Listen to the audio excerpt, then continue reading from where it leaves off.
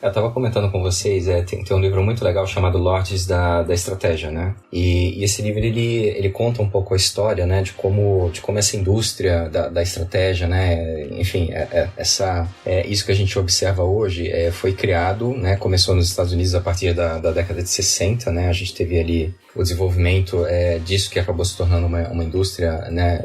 Que gera uma receita aí multibilionária aí todo ano, né? E isso começou a partir da década de 60, né? A gente teve aí uma maneira de se trabalhar a estratégia, né? Que era, a gente tem que lembrar o contexto daquela época, né? Você tinha mercados assim que eram mais estáveis, a gente não tinha a tecnologia digital disponível ainda, a gente não tinha internet, a gente não tinha essa velocidade e essa aceleração de mudanças que a gente observa hoje, né? E aí na década de 80 a gente tem uma contribuição muito importante que é do Michael Porter, né? Um professor de Harvard, e o Porter, a gente tem que lembrar que ele é um economista, e aí a perspectiva, a contribuição que ele trouxe para a estratégia foi uma perspectiva de um economista. Só que o economista, ele não administra uma organização, ele estuda indústrias, ele estuda mercados. E aí ele fez uma transposição desse entendimento que ele tinha de funcionamento de mercados, né, para a estratégia da organização. E a gente vê muito essa ideia de benchmarks, de melhores práticas,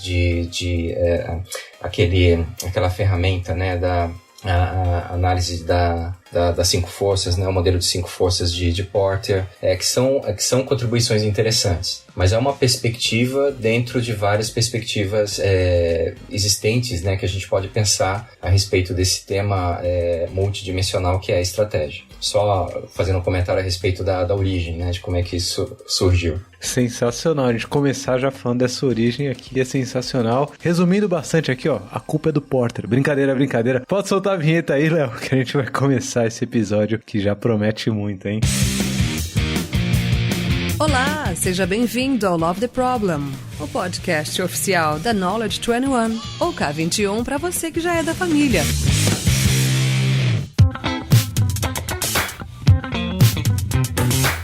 Fala galera, hoje mais um episódio bem especial. Todo episódio eu falo que é especial, aí eu perco credibilidade, né? Porque é sempre especial, convidado especial. Mas é real porque esse daqui, vocês já começaram aí ouvindo uma voz que talvez alguns de vocês conheçam, talvez não. Quem não conhece, que sorte que a partir de agora vai conhecer. Vocês estavam ouvindo Sandro Magalhães Manteiga aqui falando. Nosso convidado, muito especial. E o Sandro, antes até de eu falar oi pra ele, né? Já começamos aqui falando sobre o contexto histórico de estratégia. Antes de eu falar oi pro Sandro, eu já vou dizer por que eu convidei Sandro para estar aqui hoje, certo? Tem alguns motivos, né? Primeiro porque é alguém que eu admiro bastante, não é de hoje, né? Eu tive a oportunidade de ver ele trabalhando, ver todo o trabalho dele, ver o resultado de todo o trabalho dele durante algum bom tempo, assim, e inspirador. E é engraçado, tá, Sandro? São poucos as pessoas de nível executivo que me inspiram, assim. Eu olho, geralmente, é aquela coisa meio antiquada, sabe? Aquela coisa que não se encaixa tanto. E você é uma pessoa que me inspira bastante.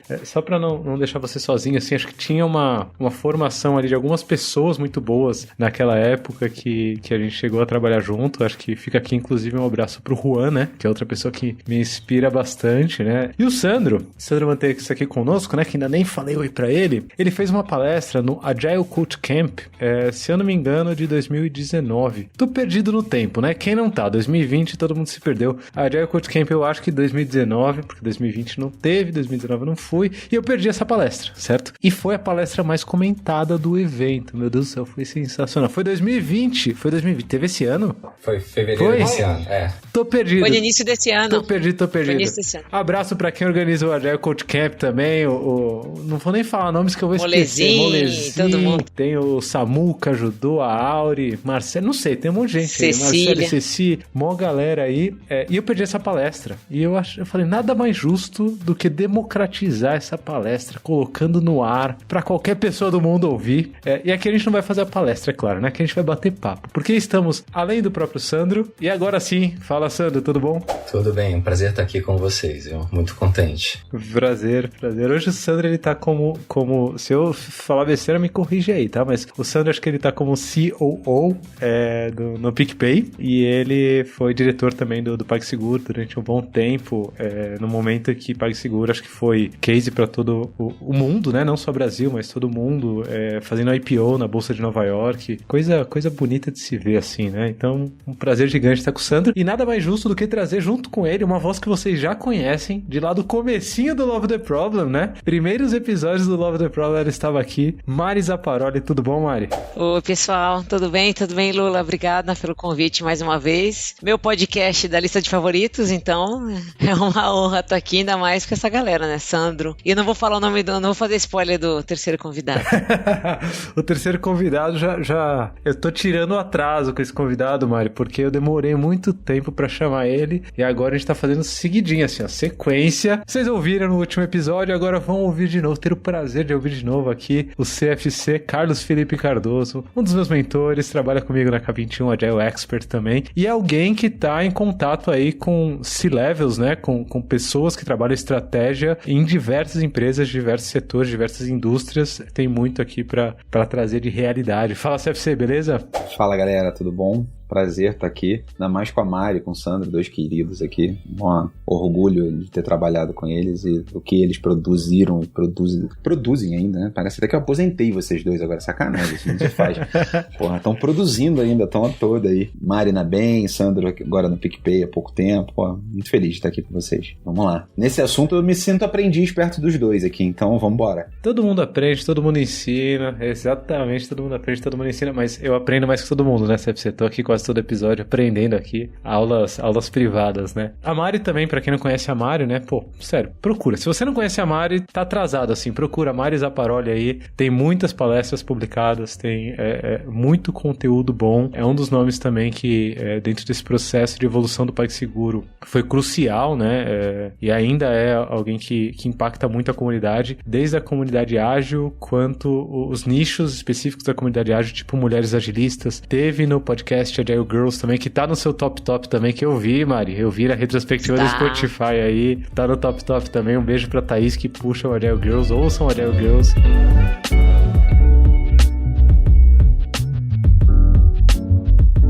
Vamos falar sobre estratégia, né? Vamos parar de enrolar e falar sobre estratégia, porque o Sandro já trouxe uma perspectiva histórica. Mas o CFC já fez uma provocação, quando a gente estava fazendo um aquecimento aqui para gravar, que foi uma provocação válida. E aí, se eu falar besteira, me diz aí, CFC. Mas, pelo que eu entendi, essa provocação foi: a gente vai falar de estratégia, mas a gente está falando de estratégia especificamente no contexto de transformação digital, certo? Uma estratégia de transformação, ou a gente está falando de estratégia no contexto mais amplo? Foi nesse sentido que você começou a abordar o assunto de estratégia, né, CFC? Perfeito. E como essas coisas se conectam, né? Porque no final das contas, uma não deveria estar totalmente descasada da outra. Então, foi nesse caminho aí mesmo, provocação. E aí eu joguei a bola já pro Sandro, né? Que já tava começando a dar uma aula aqui. Eu falei, peraí. Bora gravar porque o mundo precisa ouvir isso. E aí já jogo pra ele logo a pergunta, né? Sandro, quando a gente fala de estratégia, você acha que hoje é essencial a gente falar de estratégia ligado ao processo de transformação digital, né? Ligado a toda essa ideia de digital? Ou estratégia tem uma perspectiva mais ampla do que simplesmente esse processo de transformação que o mundo vem passando desde talvez o final do século passado? Essa pergunta é muito interessante pelo seguinte, eu acho que um dos aspectos muito interessantes da estratégia é que a gente pode pensar, trabalhar, desenvolver a estratégia de múltiplas perspectivas, né? Ou por meio de múltiplas dimensões. Então essa perspectiva de transformação organizacional é uma dentro de várias possíveis, né? A gente tinha comentado no início, né? O Porter ele é um autor, né, um acadêmico, né, muito conhecido nessa área de estratégia, e a contribuição do Porter, a gente pode dizer que é uma perspectiva de posicionamento. Então, todo ponto de partida de análise das recomendações do Porter é a partir de um campo competitivo que já existe, de uma indústria que já existe, e aí ele recomenda estratégias genéricas, né? Como, por exemplo, a empresa ser a melhor possível, ter o custo mais baixo possível, então ela é o melhor player do ponto de vista de baixo custo. Ou não, você pode ter uma outra estratégia genérica em que essa empresa ela não necessariamente precisa ser a empresa que tem menor custo, mas ela consegue cobrar mais porque a percepção de valor do produto dela é diferenciada. Então, essa essa perspectiva de posicionamento do Porter, essa perspectiva de transformação, são 2 exemplos dentro de várias possibilidades. A gente pode pensar a estratégia também como cultura. E aí, essa perspectiva de cultura para a estratégia nos ajuda a entender por que as transformações das organizações são muito difíceis de serem feitas. Porque a cultura existe para dar estabilidade, para dar previsibilidade. E aí, enfim, existem outras perspectivas também, como a empreendedora, que ajuda a gente a entender como que é o desenvolvimento, a dinâmica, né, o dia a dia ali de uma estratégia em startups, quando a gente está interessado em inovação. Tem uma perspectiva também que alguns autores gostam muito, né, o Henry Mintzberg é um outro exemplo, que é a perspectiva de aprendizado para a estratégia, que tem uma conexão também com o que a gente observa nas startups, né, e que também é uma perspectiva muito interessante. Assim como você pode também ter uma perspectiva de poder, de política. A gente também olha as organizações dessa maneira. Então, existem outras, e o que eu acho interessante, o desafio que a gente tem quando a gente se dispõe a discutir, trabalhar com esse tipo de tema, é tentar articular essas diferentes perspectivas, porque é isso que dá riqueza para a discussão da estratégia, né? Isso pode acontecer ao longo do tempo ou através de uma integração. Uma organização, ela pode ter a ambição de, ao mesmo tempo, ser inovadora e ter também uma alta eficiência operacional no mercado que está estabelecido, por exemplo. Então, ela precisa ter a capacidade de integrar diferentes abordagens para a estratégia simultaneamente. Isso é um caso que a gente chama de ambidestria organizacional. Você sabe que, ouvindo você falar, Sandro, eu consegui ver, enxergar claramente, assim, essa referência que várias pessoas com as quais eu converso que estão à frente de estratégia de grandes organizações, várias referências que talvez estejam um pouco míopes, assim, que estejam olhando só pelo lado da perspectiva econômica e de eficiência da coisa, né, que é muito pautada nessa referência do Porter que você trouxe e por aí vai, descartando essas outras múltiplas perspectivas que hoje formam a estratégia. E ao mesmo tempo, quando eu ouço, por exemplo, as palestras da Mari, ano passado eu tive a oportunidade de estar com ela no Agile Curitiba, por exemplo, né, e vi ela palestrando, fica muito claro dentro desse novo discurso de estratégia e de mudança e de perspectiva de evolução das organizações, fica muito claro no discurso da Mari, na palestra da Mari, essa perspectiva um pouco mais ampla, inclusive falando sobre cultura, né, Mari? Acho que toda palestra que eu vejo sua, você acaba esbarrando nisso, mas não fica exclusivamente dentro de uma única perspectiva, é uma visão um pouco mais, talvez até sistêmica, né? Para quem não ouviu o episódio com o Alisson Vale, né? Pensamento sistêmico aqui, tem muito a ver com isso, né, Mari? Perfeito. Essa questão da estratégia nos moldes mais ainda orientados só à eficiência, né? Geralmente ela vem acompanhada de uma certa tendência a olhar a estratégia mais também no plano só da execução, né? Porque puxa eficiência, então o que eu faço? E aí isso vai se espalhando nas regras do jogo daquela organização, consequentemente na cultura. Daí vem, para ser mais eficiente eu tenho que fazer essas coisas, e essas coisas vai virar meta, e aí você fica preso nas coisas, não entende mais por que aquilo existiu, né? Não fica cego de olhar necessidade, mercado, de cliente, e você tem uma sucessão de fatores que tornam aquela empresa excessivamente drivada à execução, com pouco feedback loop, pouco processo de aprendizado, que foi uma perspectiva que o Sandro trouxe e que é essencial para empresas que querem aflorar sua inovação. Então eu preciso descomprimir um pouco esse ambiente para poder encaixar o aprendizado de alguma maneira, senão eu não consigo inovar em nada do que eu faço, né? Em pensar diferente. E então é difícil também fazer essa reflexão meio que invertido, né? Assim, a gente entra muito na discussão do empresa quero ser mais adaptável, portanto agilidade é um tema relevante. Ótimo. Então como é que a agilidade se conecta com a discussão da estratégia? Porque é parte de os times têm que trabalhar de um jeito mais ágil. Tudo bem, mas para os times além dos times operarem com práticas ou técnicas, eu preciso trabalhar uma missão clara, métricas, né? Senso de pertencimento. E aí você vai puxando do bottom pro up e a gente bate no topo da estratégia. O que no PagSeguro foi muito interessante, porque, não sei se vale contar esse caos aqui, mas resumidamente, né, quando eu e o Takamura chegamos lá, né, na estrutura do Sandro lá em 2015, os dois vindo de banco, com roupa de banco, com cara de banco e com nomes de áreas pouco agradáveis, tipo governança e controles internos, assim que a gente chegou no Pag. Então as pessoas, primeiramente, não tiveram lá sua grande alegria em nos receber, né? O que me fez rebolar ali e falar, cara, eu preciso explicar o que vim fazer aqui, qual que é o propósito, até porque a gente, na época era praticamente eu e o Sandro, a gente não tinha muito resposta do como, mas a gente tinha clareza dos problemas que a gente tinha que endereçar. Até porque, vamos lá, Mari, governança governança na cabeça de meia dúzia já pensou assim, lá vem a burocrata, né? Já.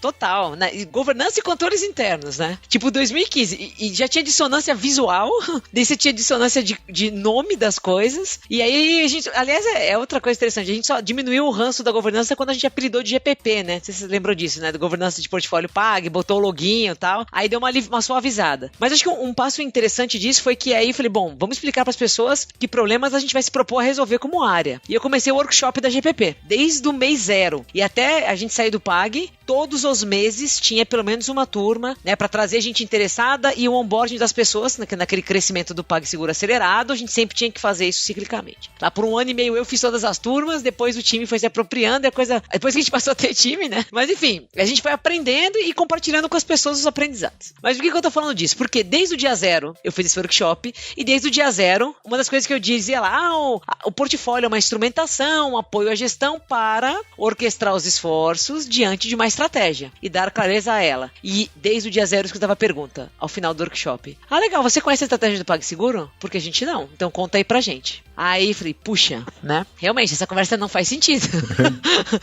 Vim fazer uma cola organizacional, mas você sabe o que tá ali na tal da estratégia? Porque a gente não sabe. Então seria muito legal se a gente passasse a saber. E aí a gente começou a trabalhar isso. Que olha, não é só ter uma governança, não é só ver o portfólio, não. E tudo que veio com essa agilidade organizacional, na evolução do tema, mas como a gente dá clareza da estratégia para as pessoas, como a gente tangibiliza isso de alguma maneira para que elas entendam o que elas estão fazendo ali. E aí o Sandro fez, deixa ele falar aqui, mas ele fez uma série de ações de facilitação praticamente na própria diretoria do PagSeguro, desde discutir o não é, faz, não faz da estratégia, depois de trazer um formato de canvas para a gente exercitar o pensamento estratégico num artefato, né, que fizesse digerir um pouco o que era aquilo, e não é, faz, não faz, saiu direto ali, um pouco induzido, mas saiu, né, que estratégia não é só roadmap, né? Ela também não é cega de passos, mas ela não é só o roadmap. E isso foi todo um processo de digestão da alta gestão, até que a gente pudesse exercitar de fato um método, né, como foi o caso de OKRs, que a gente puxou ali para estruturar esse trabalho de uma maneira mais abrangente na empresa, né? Mas também testando em camadas. A gente foi testando em níveis diferentes e convidando as pessoas a essa experimentação até que isso foi amadurecendo. Mas acho que esse processo de gestão conceitual do tema que o Sandro puxou como membro daquela diretoria e também parte como facilitador do processo, foi essencial para que eles também tivessem conforto de usar uma ferramenta, um processo para dar clareza a essa coisa. Porque se isso não é claro nem para aquele grupo, se você tem dissonâncias muito grandes no ponto de partida, como é que a gente quer gerar alinhamento organizacional se nem naquela meia dúzia, infelizmente ainda geralmente de homens, né? Dificilmente você acha uma mulher ali, se nem entre esse grupo a gente tem uma unicidade mínima do conceito e da rota, né? Então, para mim foi um super aprendizado acompanhar e fazer parte desse processo ali com o Sandro às vezes o que parece óbvio não é, inclusive para um tema desse, inclusive para outra liderança. Você sabe que eu lembro, Mário, da gente fazendo, e o CFC acho que vai lembrar bem, a gente fazendo trabalho com os times, né? Ali, e aí, tipo, de manhã trabalho com os times, aí à tarde a gente falava com a diretoria, e aí tinha um alinhamento com diretoria, né? Ali, Sandro na sala, você na sala ali, Juan, toda a galera, time, diretoria, passando, né? Média gestão passando por isso. Então ia permeando, né, CFC? Você lembra dessa época? Era bem interessante esse trabalho, né? Com alguns conflitos, certo? Nesse meio do caminho também ao longo do dia, e assim vai. Bota o bode na sala, né? Bota o bode na sala. Os bodinhos aparecendo. Mas vocês lembram que esse era o backlog que ficava naquela parede, do backlog da jornada ágil? Sim. A gente alimentava o backlog nessa transição de informação, né? Era a soma dessas perspectivas que faziam a gente colocar post-its naquele backlog que a diretoria semanalmente, na sua weekly ali, né, falava da priorização dele. Liderando pelo exemplo, né? Isso, eu ia comentar, acaba sendo um processo muito interativo, é um processo de aprendizado. Quando a gente fala de estratégia, pode vir à nossa cabeça, né, aquela ideia, vai vir alguém de fora, né, eu posso chamar uma consultoria que vai me ajudar a desenhar, a definir qual que é a estratégia da empresa, né? Essa, digamos assim, é uma maneira mais tradicional, mais clássica de você pensar como isso funciona. Mas a gente tem que lembrar que, sim, a estratégia tem uma etapa que a gente pode dizer que é uma etapa analítica, mas na minha experiência, né, o que eu acho que é mais difícil nessas discussões da estratégia é o framing do problema, é você fazer um diagnóstico da situação. E aí sempre cai naquela situação, a gente, desde a época da escola, a Mari já me ouviu falar isso diversas diversas vezes, né? Desde da nossa formação educacional, né? A gente não é treinado para fazer perguntas, a gente é treinado para resolver problemas. E os problemas são dados. E dependendo se você resolve o problema de jeito criativo, de um método diferente do professor, e eu passei por isso, você é punido quando você não resolve do jeito que o professor queria que você resolvesse para achar uma resposta. Só que a vida real é muito mais complexa do que isso.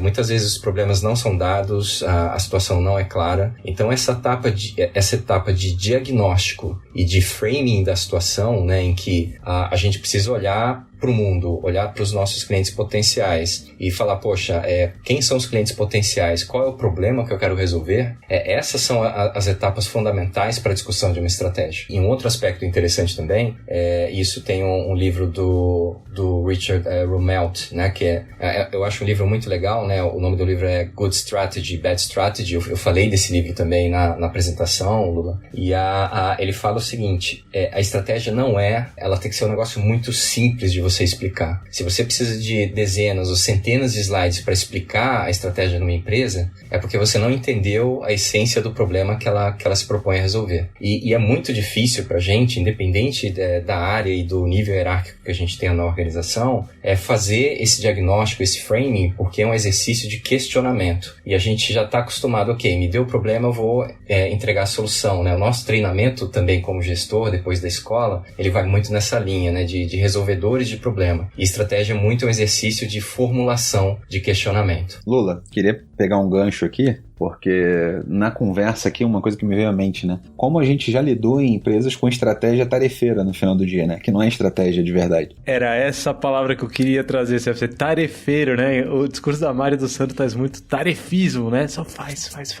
E é engraçado porque quando, Mari, você trouxe a questão ali que realmente foi incrível ali, da educação, que o Sandro puxou com toda a empresa, né? Em todos os níveis. Sobre o que é estratégia, sobre esse amadurecimento no final do dia, como é interessante que não é porque você é diretor ou C-level que você já ganhou o carimbo de agora eu sou estratégico, né? Tipo, ganhou o badge. E não, todos viemos às vezes de uma base técnica. Estamos aprendendo, estamos sempre aprendendo. Stay hungry, stay foolish, né? Aquela coisa. Ao mesmo tempo, eu queria agora olhar com um olhar mais bottom-up também, de como as pessoas acreditam e idolatram que quem está no C-level vai saber fazer sozinho esse frame de problema. Quando isso é impossível, certo? Porque quem está, inclusive, no Olimpo está mais distante da realidade. Aí, usando o Olimpo bem como metáfora mesmo, né, como a gente acaba vendo nas empresas tradicionais. Está distante da realidade, não tem. Numa empresa, mesmo vocês que estavam no PAG, já tinha lá mais de 1.000 pessoas naquela época, no início, do tamanho? É impossível. Começou por volta de 200, eu acho, né? 2015, quando eu cheguei, acho que era 200 e pouca. Em meados de 2014, éramos por volta de uns 120, por volta disso. Quando eu saí, já era por volta de 3.000. Meu Deus do céu, olha o crescimento. Então, assim, acho que uma das primeiras fichas, assim, que me caiu aqui foi essa coisa do reconhecer que a sua estratégia pode ser tarefeira. Sua estratégia, na verdade, é um roadmap. Não é uma estratégia, certo? Não tem clareza do framing de problema. Eu acho que esse é um ponto bem comum da gente ver no mercado, né? E pra mim, a cultura CFC, padrão é essa, né? Roadmap, né? Pegando esse ponto, roadmap pra mim não é sequer um entregável, um artefato resultante de uma discussão estratégica. Isso daí vem depois, quando você... aí é uma discussão mais de gestão, menos estratégica. Óbvio que ela tem que estar conectada, tem que estar alinhada, mas nas discussões estratégicas há outras... Vamos dizer assim, há outros produtos, entre aspas, que a gente precisa criar. Entre eles, a gente conseguir muita clareza sobre qual é o modelo de negócio. E aí, eventualmente, você pode usar um Canvas, né, para poder expressar isso, comunicar essa ideia, que isso já dá muita orientação, muito norte para toda a organização. Inclusive de forma simples, mais uma vez, né, Sandro? Porque todo esse papo aqui me lembra muito, e não à toa, né? Me lembra muito uma pessoa, que é o Panda. Não à toa, por quê? Porque quem trouxe o Panda pra perto de mim, pra perto da Mari, foi o Sandro, né? Pra quem não sabe dessa história, é uma história muito boa. Mas o Panda falando de Lean, né? Porque quando a gente fala de Lean, o pessoal pensa muito em delivery, né? Pensa muito na execução, muito na entrega, né? Ali, não, vamos entregar just in time, né? Não, o estoque menor e tudo mais, as coisas fluindo. E sempre que eu converso de Lean com o Panda, ele fala muito do Taishi Ono, né? Que é a principal referência do Lean, que é quem trouxe o sistema de produção Toyota e tudo mais. E ele fala que o Taishi Ono, ele usava muito o GIS, né? Assim, o que ele fazia com o GIS? Ele ia lá na linha de produção, onde as coisas aconteciam, ele fazia um círculo círculo no chão com esse giz, né? Usava o giz para fazer um círculo no chão e ele ficava dentro desse círculo até ele conseguir observar e entender o que estava acontecendo ao redor de uma forma simples, né? Que tem muito a ver com tudo que a gente tá falando, né? E com o nome do podcast, por sinal, né? Love the Problem, pra quem não entendeu até hoje, né? 47º episódio, pra quem não entendeu, o Love the Problem tem muito a ver com essa ideia de conseguir entender qual que é a perspectiva de problema que a gente quer resolver de uma forma simples e se preocupar muito mais com entender bem o problema pra saber qual que é o rumo que a gente vai tomar, mais do que simplesmente ter uma estratégia de execução, né? Ou montar um roadmap, montar uma lista de itens que a gente precisa executar e acabar numa perspectiva analítica, né, Sandra? Você falou sobre analítico, me lembrou o episódio sobre pensamento sistêmico, que é a perspectiva sintética ou analítica, né? A gente não quer ver partes, né? E juntar as partezinhas, né? Não quebra-cabeça. É muito mais uma pintura, né? Uma arte. Síntese, exato. Que a gente precisa sintetizar. Tem várias conexões aqui, várias fichas caindo dentro desse processo. E aí acho que tem uma conexão que a Mari fez bem aqui enquanto a gente começava a nossa conversa, que é a diferença talvez entre essas empresas que já nascem digitais, né, já nasceram digitais, essas empresas que têm, sei lá, no máximo 15, 20 anos aí, e as empresas que já são centenárias e que viveram essa estratégia do Porter aí que o Sandro trouxe lá no começo, né, talvez exista uma diferença de paradigma operante em cada uma delas, não que seja também generalizado, né, não que, pô, é uma empresa novinha, empresa de 5 anos, pô, não, vai descartar toda a perspectiva pura de eficiência e a perspectiva analítica e vai conseguir entender isso de cara. Não necessariamente porque o Sandro bem falou aqui que a gente, desde a escola, é ensinado a olhar matérias em separado, assuntos em separado e depois talvez conectar as coisas, né? Ao invés de propor soluções. Mari, você que viveu esses mundos, esses dois mundos, né? N mundos, né? Porque cada contexto é um contexto e hoje acho que na BEM, assim como a gente na K21, você tem acesso a N contextos diferentes. Você ainda vê uma discrepância muito grande no modelo de pensamento de quem está numa perspectiva de crescimento dentro de uma fintech, como era o PagSeguro, e quem está na perspectiva de transformação de uma organização que já é quase centenária, ou esse abismo está cada vez menor, assim? Essa distância dos paradigmas quanto à estratégia está cada vez menor? Eu acho que em alguns aspectos tem diferenças notáveis, em outros tem semelhanças curiosas. Diferenças, eu acho. Nos nativos digitais, tem diferenças básicas do tipo, como você enxerga a tecnologia na sua organização, porque a gente ainda tem discussões sobre tecnologia custo, governança da TI versus o negócio. Assim, tem umas discussões que a gente ainda passa em empresas tradicionais que parecem descoladas da realidade, por vezes. Então, eu quero ser mais digital. Ah, legal. Mas assim, a TI tá muito custo. Como é que eu vou fazer esse orçamento aqui ano e vou ter um microgestão desse porque a galera só torra dinheiro, não entrega nada. Então, assim, aquele velho discurso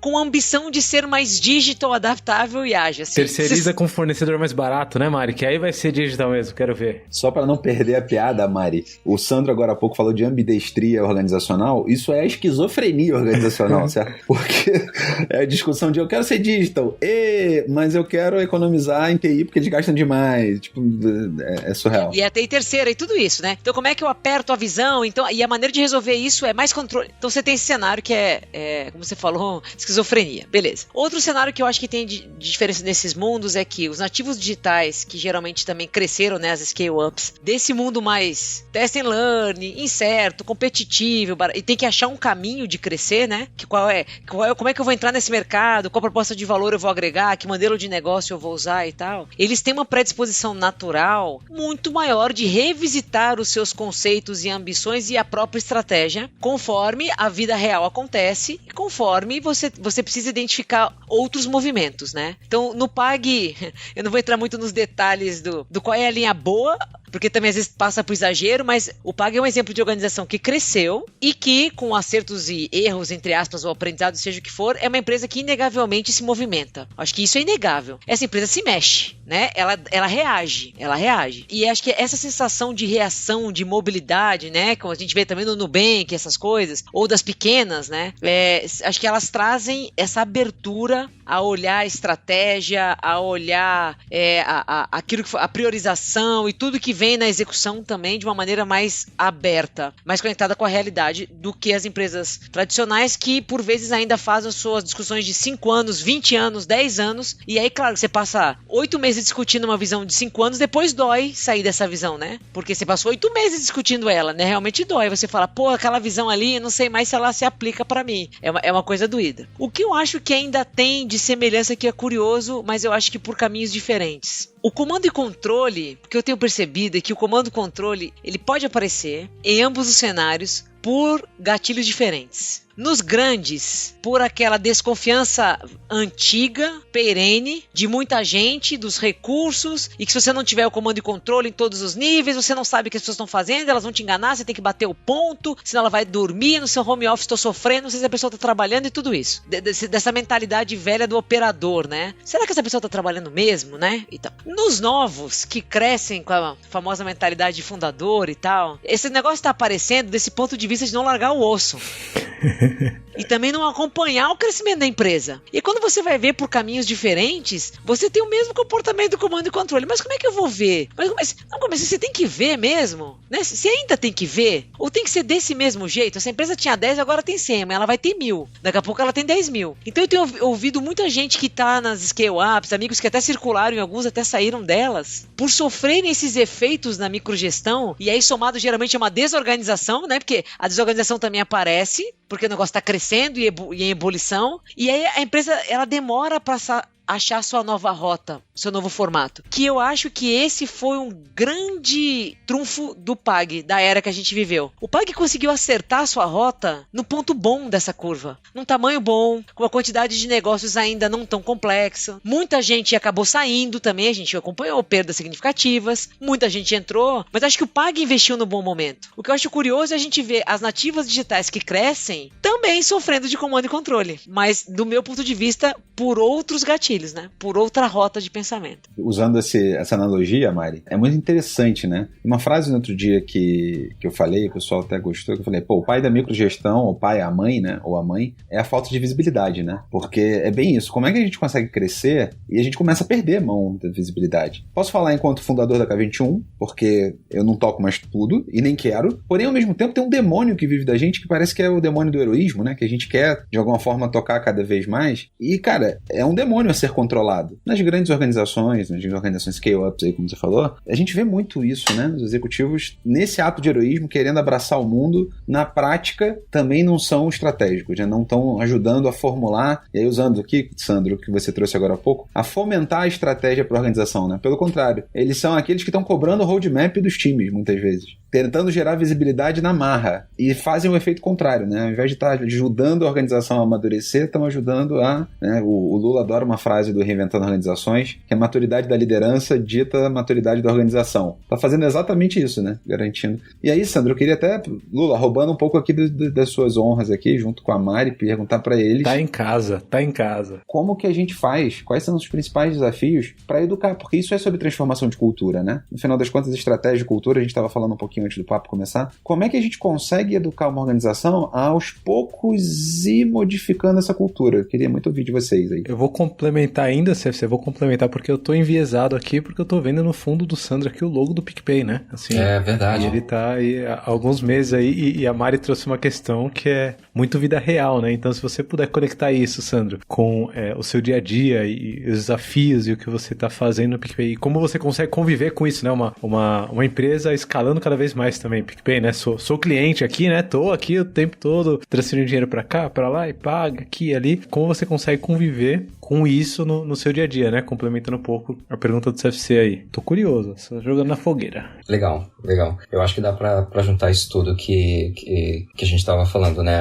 Os dois extremos, né? Os dois casos extremos que a Mari comentou, né? Da empresa mais tradicional. Você tem comando e controle. E sim, você também pode ter muito comando e controle numa startup, né? Sem perceber, de forma talvez até inconsciente também. E aí, esse desafio, eu vejo muito de uma perspectiva que eu diria que ela é até é uma perspectiva mais sociológica.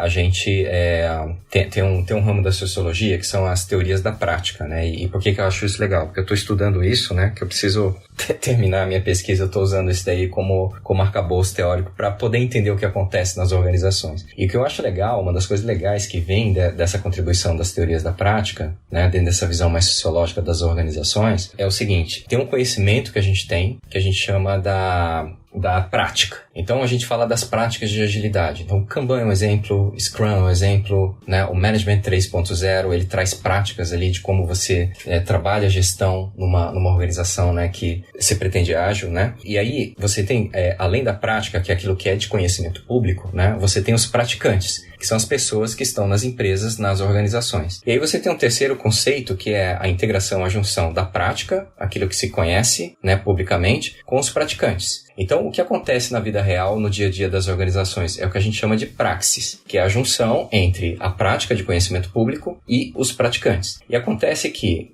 dado que os praticantes são específicos de cada organização, a prática vai ser específica em cada organização. Ou seja, a agilidade de uma startup, de uma scale-up, vão ser práticas diferentes por conta dessas interações que acontecem, né? E aí essa questão de comando e controle, qual que é o desafio que eu vejo? Quando a gente olha para uma empresa tradicional, a gente vê uma liderança que, em geral, acredita que ela tem o conhecimento para poder indicar uma solução, um caminho para aquela organização. E aí, dada essa premissa de que tem o conhecimento baseada inclusive na carreira de sucesso desses executivos, você tem um viés até cognitivo para seguir um determinado caminho, né? E aí a garantia de que esse caminho vai correr da maneira que se espera vai dentro dessa prática de comando e controle. Tem essa expectativa de que se tiver um bom comando e controle, a execução vai ser uma execução boa, né? Do lado das startups, né? Uma startup que se pretende uma scale-up é um desafio de uma natureza distinta, né? Porque a gente observa os fundadores com um desafio de cognição muito grande. Porque à medida que aumenta a complexidade da organização por conta do rápido crescimento, esses fundadores, esse time empreendedor que está desde o início na startup e agora na scale-up, eles têm um desafio de aprendizado muito forte também. E não necessariamente pela correria do dia a dia, essas pessoas elas têm o tempo e as condições para poder fazer esse aprendizado. E aí a dificuldade se materializa quando elas não percebem que uma competência importante para elas é saber identificar que outras pessoas elas precisariam levar para aquela empresa de alto crescimento para poder agregar um conhecimento complementar àquele que eles têm. E aí discutir uma estrutura de escopo e de delegação de autoridade e tudo mais, para que de fato isso possa acontecer de um jeito que faça sentido, né? E aí esse exemplo que a Mari deu no PagSeguro, eu acho que a gente de uma maneira experimental, né, bastante experimental, a gente foi encontrando um balanço para poder fazer isso. Então a gente não quer a premissa, uma cultura de que os líderes, os gestores têm todo o conhecimento e também essa coisa do falhar rápido é algo que eu acho que a gente tem que tomar muito cuidado, né? Porque velocidade não é sinônimo de agilidade. Agilidade não abre mão, por exemplo, de qualidade, de ter preocupação com a experiência do usuário. O errar rápido, ele é importante, mas você tem contextos ali onde a tua margem de erro, ela pode ser maior. Então, a dificuldade é a gente conseguir desenvolver práticas, porque eu vejo que a estratégia, ela não é uma responsabilidade exclusiva da liderança, porque o nosso mundo hoje, ele é muito complexo. Então, a participação de todas as pessoas na organização, dando feedbacks e tudo mais, ela é muito importante para que a organização desenvolva uma prática coletiva para a estratégia. Então, a informação precisa fluir, a liderança tem que estar preparada para mudar de ideia se tiver um evento, se tiver um dado ali que invalida uma premissa que a liderança tinha, talvez referente ao próprio modelo de negócio da empresa. Então, essa disposição para mudar de ideia diante de fatos e dados, né? E você fazer isso de um jeito iterativo e rápido é muito importante. E aí, de novo, volta para aquela questão do aprendizado. Para ter uma boa capacidade estratégica na organização, dado que isso, na minha visão, não é responsabilidade só da liderança, só de uma área que a gente rotula como estratégia, né? É muito importante esse entendimento de que a gente precisa iterar, a gente precisa aprender e ter, assim, uma tranquilidade que a gente não vai ter certeza de tudo que a gente está fazendo todo o tempo, né? Então precisa girar esse ciclo muito rápido para poder invalidar aquilo que não funciona e reforçar aquilo que faz sentido, que a gente tem indicação de que é o caminho que tem mais alavancagem para a empresa. Mas olha que curioso, né? O Sandro sempre é esse cara que ele vai além, né? O Sandro falou um negócio que é tipo assim, a estratégia emergente, né? Ele falou assim, como é que a estratégia se desassocia de um grupo ou de área, que é também uma coisa que eu acho estranha, mas você tem a área de estratégia ou a alta liderança que tem que prover a estratégia. E de alguma maneira ver as pessoas passarem a se conectar com uma certa corresponsabilidade nessa cocriação ou refinamento da estratégia, né? E que isso na prática hoje é muito distante da realidade da maior parte das organizações, porque a gente rala muito aqui como consultores e tal, para tentar criar espaços de feedback loop dentro de uma margem de autonomia restrita das pessoas que já é premissada pela estratégia se tudo é muito certo. Vamos lá, se tudo correr muito bem e as coisas evoluírem, as pessoas vão começar a entender a estratégia, vão entender melhor a missão, o contexto de trabalho delas, né? Guiados por essa estratégia para que os esforços sejam orquestrados, se tudo correr super bem. E aí elas conseguem ter uma autonomia mais clara e temos o feedback loop das escolhas, dessa base autônoma dentro dessa restrição, que retroalimenta essa organização e no cenário maravilhoso, top do, chega na tua estratégia. Então essa é a ambição que a gente persegue assim, né? Quando tudo dá muito certo. Ela está falando assim, e podemos ir além, né? Que não é só dar feedback loop da estratégia, mas de alguma forma as pessoas de fato se conectarem nessa co-construção de rota desse ambiente. E aí eu vou dormir com essa hoje, então. Pra pensar, caraca, verdade, né? Tem passos aí que a gente ainda precisa aprender a dar, né? Sim, Mari. E é interessante, né? Porque quando a gente passa pelas empresas, né? A gente vê boa parte da organização perguntando qual é a estratégia. Ah, mas qual é a estratégia da empresa? E por que conhecer a estratégia da empresa também é interessante, complementando o que você falou? As escolhas de priorização, elas ficam mais fáceis. Você sabe o que faz sentido e o que não faz sentido. E a velocidade de tomada de decisão, ela aumenta absurdamente, porque fica mais fácil você delegar, né? Essa coisa da microgestão, ela perde o sentido. E um outro aspecto essencial é que não é só perguntar qual é a estratégia, mas as pessoas têm que se questionar também qual é a contribuição que eu posso fazer para essa discussão. Então todo esse processo de formulação, de execução, de comunicação, ele fica muito mais natural, ele flui muito mais fácil quando a gente consegue chegar nesse ponto em que todo mundo participa dessa co-construção. Mas aí, Sandro, pegando nesse gancho, né, naquela parte educacional que a gente falou, a gente tem um gancho aqui bacana.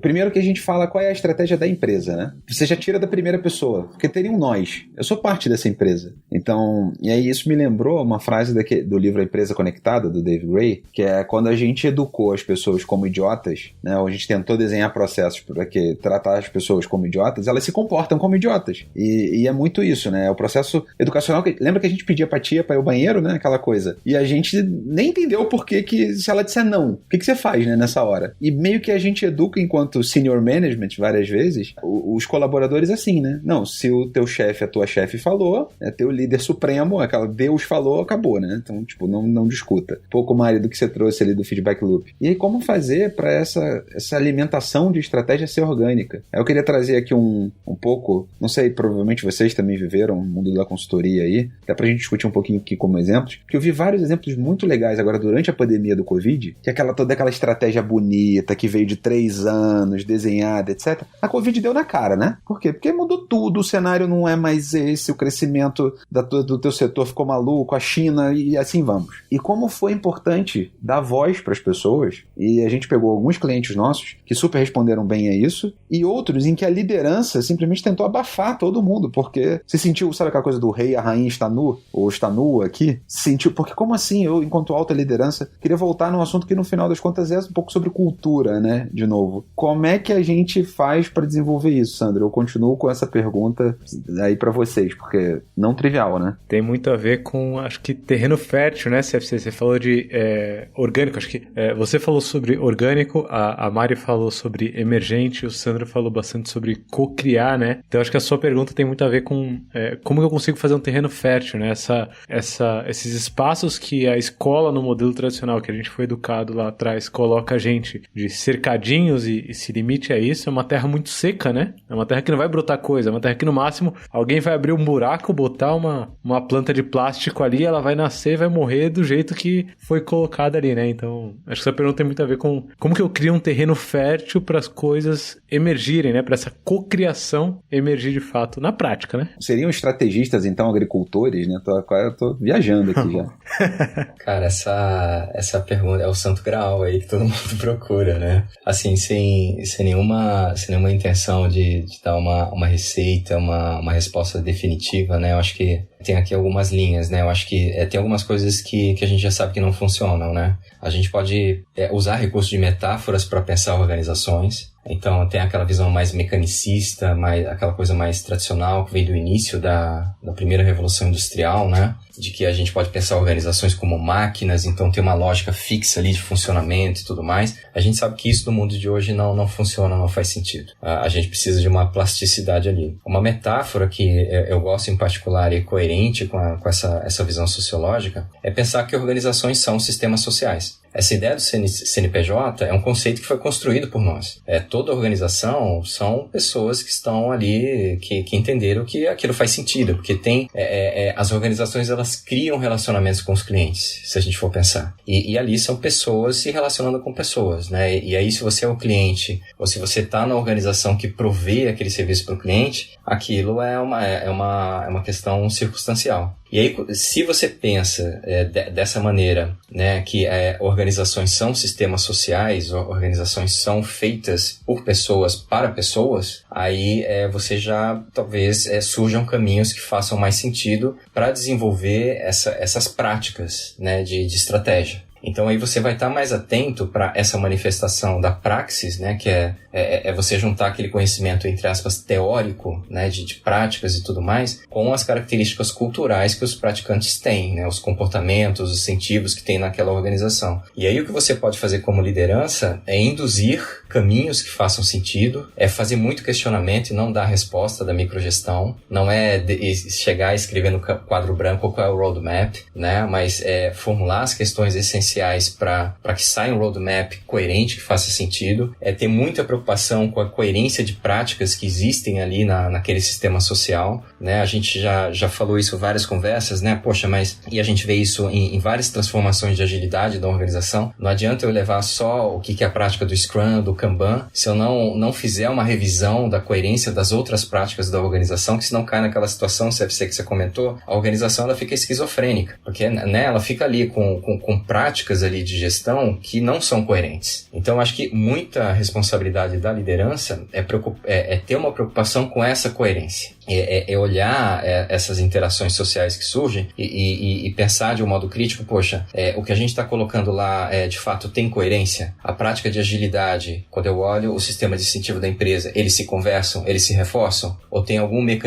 ali uma divergência que vai gerar disfunção de comportamento? E principalmente coragem para questionar e discutir essas coisas, porque isso mexe na cultura, isso mexe no status quo. Então, eu acho que muito importante para isso tudo é que a estratégia, ela não é só aquela discussão que acontece num retiro ou semestral da organização. A estratégia tem que ser uma prática do dia a dia das organizações nesse mundo em alta velocidade, em alta transformação que a gente vive. E não é fácil. Por quê? Porque é um aprendizado. Ela só vai acontecer no Guarujá, no resort, se a sua empresa for no Guarujá, no resort, né? Porque ela tem que acontecer. A gente já foi no Guarujá, by the way. Exatamente. Exemplo real. No máximo, isso vai incentivar um pouquinho. Sabe que esse papo todo, da pergunta do CFC, a parte que você enfatizou dos sistemas sociais com praticantes, práticas e praxis, né? Essas 3 pontos principais aí, me lembrou, CFC, de um tweet que você compartilhou esses dias com a gente, do Rafael Miranda, que esbarra no que a Mari falou sobre o desafio da gente enquanto consultor também, né? A Mari está dentro desse desafio hoje na BEM, a gente na K21 tem esse desafio, que é conseguir disseminar a ideia de que o nosso trabalho ele é artesanal, né? O Rafael Miranda, que é um cara bem conceituado aí no mundo da agilidade, no mundo dos negócios, né? Ele vem da HI Labs, hoje está com a Impulso, né? Ele colocou que ele já experimentou ao longo de 7 anos consultorias de todo tipo, assim, das mais baratas, das mais caras e por aí vai. O padrão que ele encontrou é que o que é mais eficaz é aqueles trabalhos em que a escala da própria consultoria se dá de uma forma artesanal e orgânica, né? E não com modelos pré-concebidos em que pessoas vão simplesmente chegar lá e executar. Isso para mim tem muita conexão, né, com o que a Mari falou sobre o desafio de quem está nesse processo de consultoria, trazendo estratégia para essas organizações que estão tentando se reinventar, né, e evoluir nesse ritmo. E tem muito a ver com essa ideia de praxis, né, Sandra, que você trouxe. Não adianta eu ter ali alguma pessoa me ajudando nesse trabalho, tentando colocar práticas que não fazem sentido com o meu contexto, né? Faz muito mais sentido práticas focadas aqui, parafraseando Rafael Miranda, né? Num trabalho artesanal, individualizado e com profundidade, dado o contexto da própria organização. É só a gente que sofre com isso, Mari? Ou você hoje está nesse desafio também, está nessa vida? Tem um desafio, né? No meu caso, eu nunca tinha trabalhado com consultoria, né? E caí logo num ambiente que nem eu tinha noção de como ele funcionava. Eu só sabia, o Sandro tá lá, vou lá também. A referência que eu tinha. Ouvi dizer que essa empresa é legal, o Sandro tá lá, falou que gosta, o negócio, fui bem recebido e tal, então, vamos aí, viu? Eu não tinha, sério, até não recomendo, né? Assim, eu estudei muito menos do que deveria pra entender um pouco mais de profundidade, né? Qual que era o contexto, assim. Eu fui super de paraquedas, com misto também de certeza de que o meu ciclo no PAG estava se encerrando, né? E eu esperei chegar neste momento para decidir sair. Enquanto eu tive dúvida, eu sempre estive lá, sempre optei por ficar lá, né? A hora que eu falei, não, agora realmente está na hora de eu virar a página. Aí apareceu o Sandro, tava lá, eu falei, é esse aqui mesmo, então vamos em frente e tal. E quando eu cheguei, que eu tive alguma noção, né, do tamanho da estrutura e do modelo operacional de uma consultoria estratégica, né? Então, claro que a gente encontra coisas que brilham os olhos, né? No caso, posso citar ali a maneira como a BEM estrutura seus conteúdos, os portais de acesso a conteúdo. Agora a gente teve um portal novo, assim, é surreal, porque vivi algumas organizações que, assim, baita sofrimento saber o que documentar, onde documentar, como é que acha, e ali eles têm uma arte de construir propriedade intelectual, assim, que é um negócio que eu nunca tinha visto, né? E outras coisas que a gente encontra ali, né? A qualidade dos profissionais, assim, o potencial das pessoas. Tem uma série de elementos que eu não tinha nem noção do quão positivo eles eram. Do outro lado, você também entra num ambiente que tem uma receita de sucesso muito clara, né? E super reconhecida no mercado, né? E super sólida, empresa global e tal. E aí tem sido muito interessante para mim ouvir as reflexões, e aí do meu ponto de vista é do que a prática de agilidade da BEM vem impulsionando para dentro, né? Com o Red Global também, de revisitar pilares importantíssimos que sustentaram essa forma de trabalhar um pouco mais, ou bastante padronizada na maneira como a empresa pensa a sua organização para resolver problemas, não a maneira como ela resolve os problemas dos seus clientes, mas a maneira como ela pensa essa resolução, né? Você tem um formato, até isso vem na formação desses profissionais internamente falando, muito sólido, né? Muito validado, porém para contextos diferentes da variedade e complexidade que a gente vê hoje. Então também tem sido muito rico para mim como profissional ver o impulsionamento dessa discussão via uma prática ou até um conjunto de práticas que se somam, né, do Advanced Analytics, que era onde o Sandro estava mais alicerçado, a parte de Customer Experience, e ver uma empresa sólida e densa como essa revisitar princípios-chave da sua forma de operar e de alguma maneira fazer parte disso. Então para mim tem sido assim, claro, muito diferente do laboratório PagSeguro, né, do que a gente tinha de incertezas e capacidade de exploração. Ali é outro ambiente, mas com outras variáveis que tem sido muito interessante internamente viver esse movimento também. Esse ano remoto de pandemia, né, a gente teve obviamente oscilações grandes nos negócios, todo mundo teve, e isso também abriu oportunidade de discussões internas mais sólidas esse ano, e que para mim tem sido assim interessantíssimo,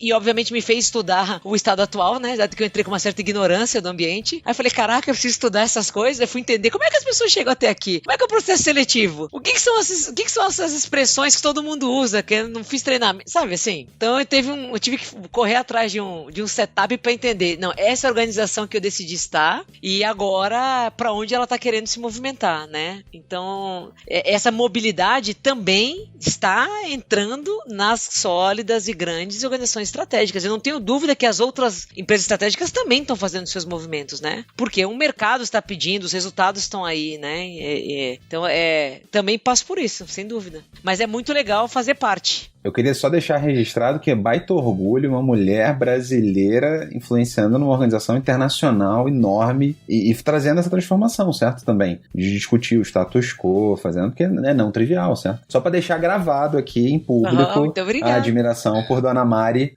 Canvas, que eu já ouvi, inclusive, agora tem uma piada nova sobre o seu nome, você estava sabendo? Não. Te chamaram no outro dia pra mim de Mari Portfólio. Aí eu falei, porra, esse apelido eu não conhecia. Aí, ó, tá vendo? Foi além, Mari. Deixar registrado aqui. Que Mari Portfólio. Entendi. Você sabe que isso daí tem conexão muito forte com o ponto que o Sandro trouxe, que é quais outras pessoas com quais conhecimentos eu preciso trazer, né? Acho que foi um spot, né? A Mari. Esse é um dos grandes desafios, né? A minha ida lá para Bain também, depois a Mari, acho que é um movimento muito claro dessas consultorias estratégicas, né? Esse reconhecimento de que pessoas com experiências diferentes, elas podem agregar muito pro negócio, né? E eu sou testemunha dessa mudança ali, que a Mari é uma das protagonistas ali, né? E que eu, em particular, eu tenho muito orgulho, né? De ver a Mari com essa influência ali numa consultoria estratégica global. E é interessante observar, né, que quando a gente falou daquela questão de coerência de práticas e tudo mais, né, quando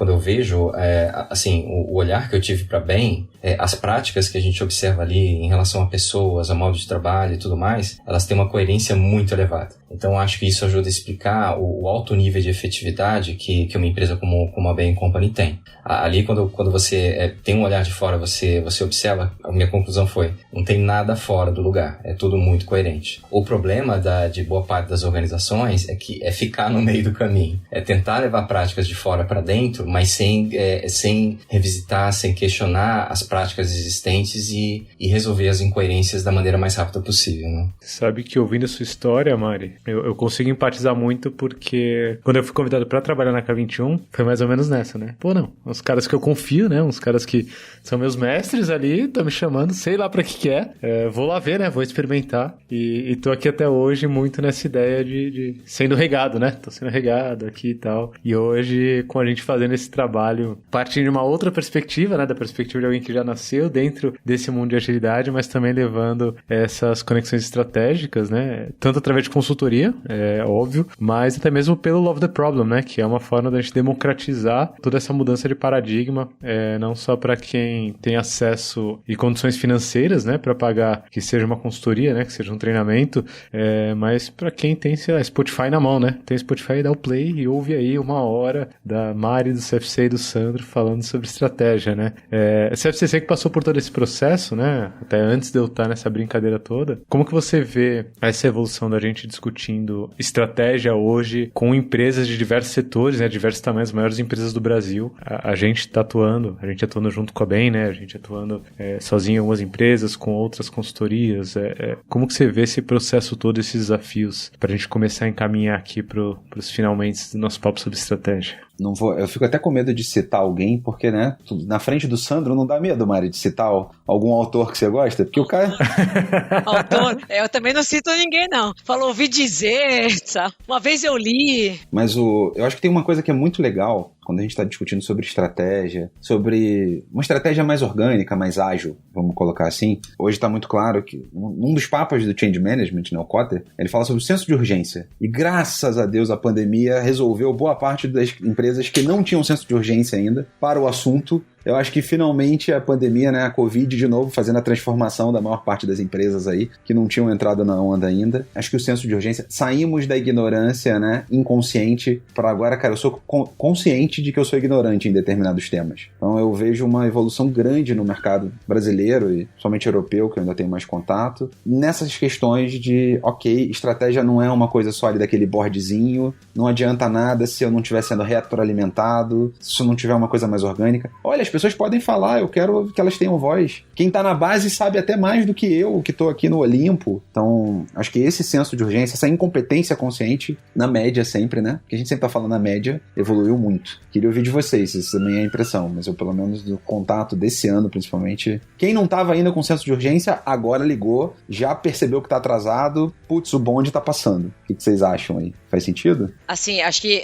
as conversas, elas não estão mais partindo do ponto do... Deixa eu te mostrar que a agilidade pode ser um elemento interessante para catalisar questões na sua organização, questões culturais, até chegar nos resultados, né? Geralmente parte assim, cara, eu sei que esse negócio... E também já tem pesquisa para isso, tem número suficiente, né? Ó, esse negócio funciona, assim, leva as empresas para outro patamar, traz adaptabilidade e tal. Beleza, mas então vamos tentar que daí eu falei, né, assim, vamos tentar entender onde na minha organização isso faz sentido, né? Onde é que eu tenho que botar times ágeis e para resolver o quê, né? Mas aí vem a outra descoberta do processo, que é, a gente pode falar, né, de quais missões e onde a gente vai colocar times Scrum, times ágeis e etc. E aí as pessoas vão descobrindo, mas quais pessoas eu vou dedicar parcialmente? Aí você vai botando umas restrições, não, parcialmente começa a ficar difícil e tal. E aí essas fichas vão caindo de que não é uma coisa tão trivial. E depois olha, tem elementos importantíssimos no seu ecossistema organizacional, como eu disse o Sandro, esse ambiente social, que a gente tem que olhar, por exemplo, incentivos. Essas metas aqui, projetizadas, né, pesada na grana, e aí que as pessoas vão entendendo melhor do que não é só colocar os times ágeis em algum lugar, mas que elas têm que revisitar o modelo operacional de fato, ou se quer buscar, né, ambidestria, beleza, mas assim, não é só contratar umas pessoas e colocar lá, com os designers, a galera ali, né, e de repente vai já o coach para ajudar. Nem post-it tem mais, né, agora, pô, nem post-it tá usando mais. Eu preciso de algum ponto de vista entender isso de uma forma mais abrangente, né, e falar de valores, de comportamentos. Eu acho que esta etapa do processo ainda está começando a ficar em WIP. Estão puxando agora, né? Mas esse awareness, o início do funil, eu acho que esse o Covid empurrou bem, assim. Me parece também que tem uma diferença significativa de percepção de como é um tema relevante. Para deixar a galera que tá ouvindo com gostinho de quero mais, eu já vou fazer o convite aqui para vocês para voltar para 2 episódios, não só uma. 2 opções aí de episódios. Para quem estiver ouvindo, vota lá no nosso backstage, k21.link/lovetheproblem, né? Se você gostou dessas sugestões, já põe lá. Um é o senso de urgência das transformações, CFC. Você falou, eu acho que dá pra gente conversar aqui 1 hora tranquilamente aqui com essa formação sobre isso. E o outro, Mari, que já pediram, né? Acho que o Messias, se eu não me engano, cadastrou hoje, lá no nosso backstage, k21.link/lovetheproblem, que é incentivos, né? Incentivos, como que fica? PPR, PLR, bonificações e tudo mais. Então, já fica o convite aqui pra vocês. Quem tá ouvindo aí, tá com gostinho de quero mais? Entra lá em k21.link/lovetheproblem, deixa o feedback lá, fala, bora, eu quero muito esses 2 episódios, que aí o Sandro, a Mari, o CFC já vão se sentir compelidos a estar aqui de novo gravando.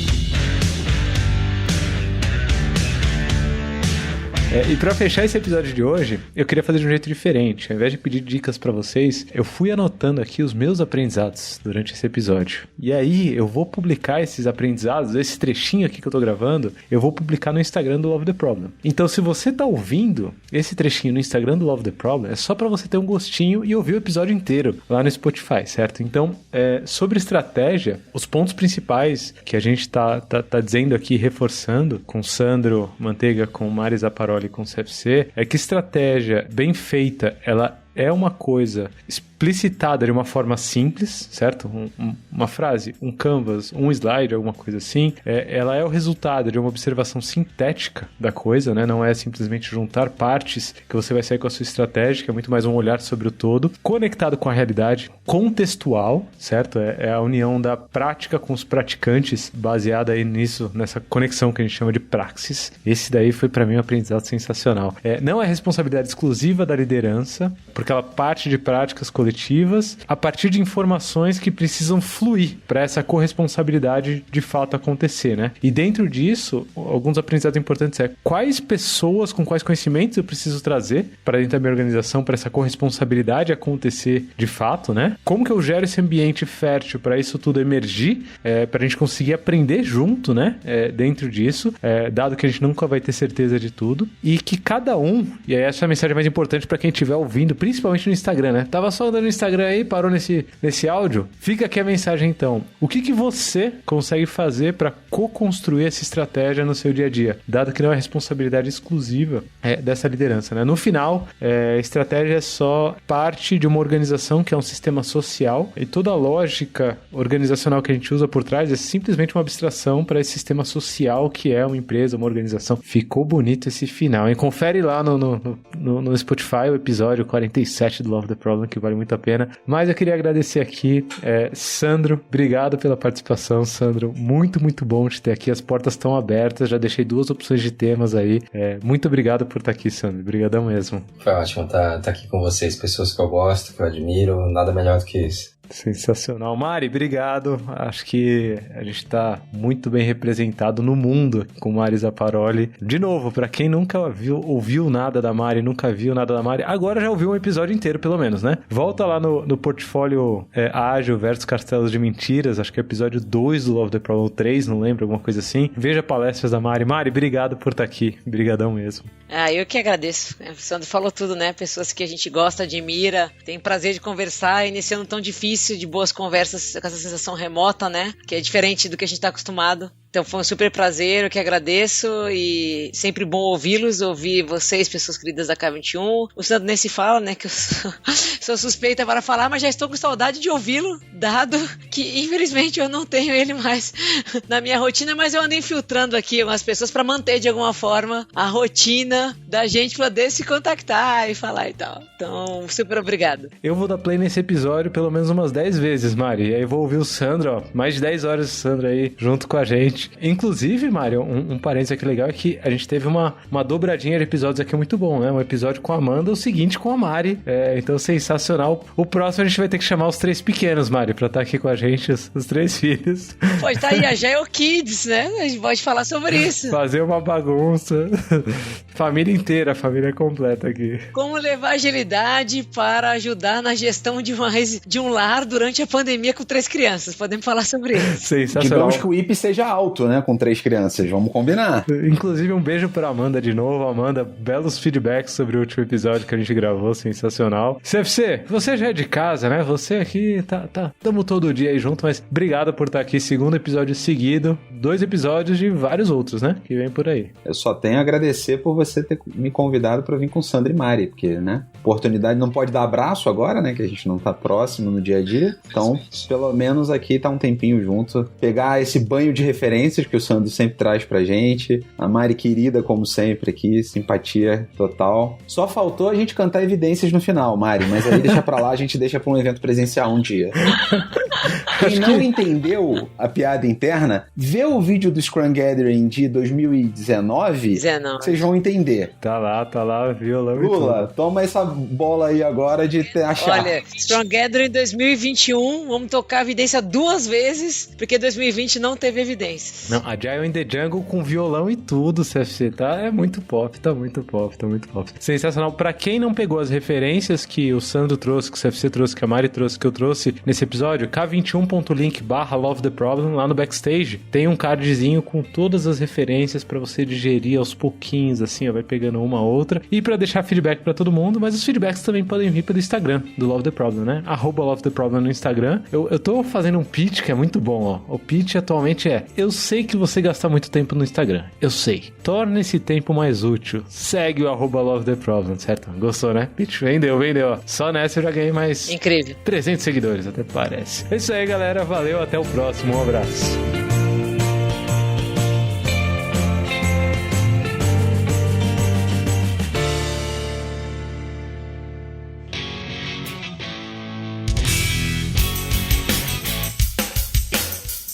Você acabou de ouvir mais um episódio do Love the Problem. Esse podcast chega até você com o apoio da Knowledge 21. Confira mais um k21.com.br.